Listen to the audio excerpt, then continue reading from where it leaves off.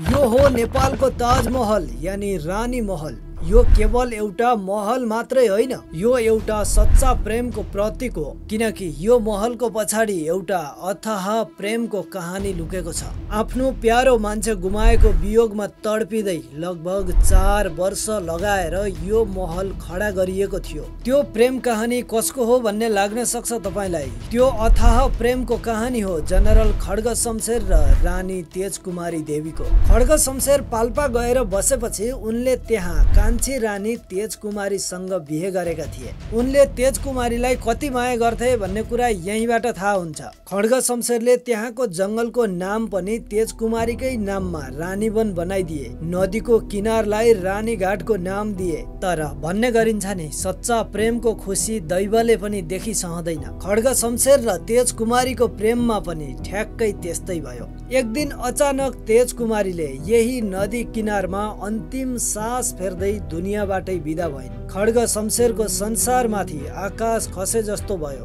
अनि आफैलाई सम्हाल्न नसक्ने अवस्थामा पुगे। र त्यही शोकाकुल अवस्थामा खड्ग शमशेरले आफैसँग बाचा गर्दै बारम्बार भने, म उनको नाउँमा रानी महल बनाउनेछु। त्यसपछि उनले बेलायती इन्जिनियरलाई बोलाएर त्यही रानी घाटमा एउटा महल बनाउन सुरु गरे। त्यसको करिब 4 वर्षसम्म दिन रात खटेर रानीको नाउँमा यो महल खडा गरे अनि उनले तेजकुमारीलाई सम्झिँदै यसको नाम राखे रानी महल। यो महलमा खड्ग शमशेरको नाउँ लेखिएका इँटाहरू प्रयोग भएका छन्। यो 4 तले महल बनाउन त्यो समयमै 35 करोड खर्च गरिएको थियो। कहिलेकाहीँ प्रेम शब्दले होइन, इँटाले लेखिन्छ र रानी महल बन्छ अनि सदियौं टिकिरहन्छ। यसलाई नेपालको ताजमहल भन्ने गरिन्छ, किनकि इन्डियाको ताजमहल पनि मुगल सम्राट शाहजहाँले आफ्नै रानी मुमताजको लागि बनाएका थिए। त्यसैगरी खड्ग शमशेरले पनि आफ्नै रानीको लागि रानी महल बनाएका थिए। ताजमहल र रानी महलमा धेरै कुराहरू फरक पर्न सक्छन्,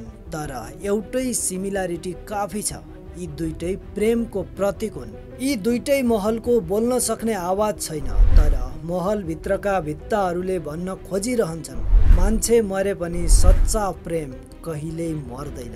दुईजनाको बीचमा मृत्यु नै आए पनि माया जिउँदै रहन्छ, यदि प्रेम साँचो छ भने। एक अर्कामा माया कतिसम्म हुनुपर्छ भनेर बुझाउनको लागि तपाईको प्रेमी वा प्रेमिकालाई यो भिडियो पठाउन सक्नुहुन्छ।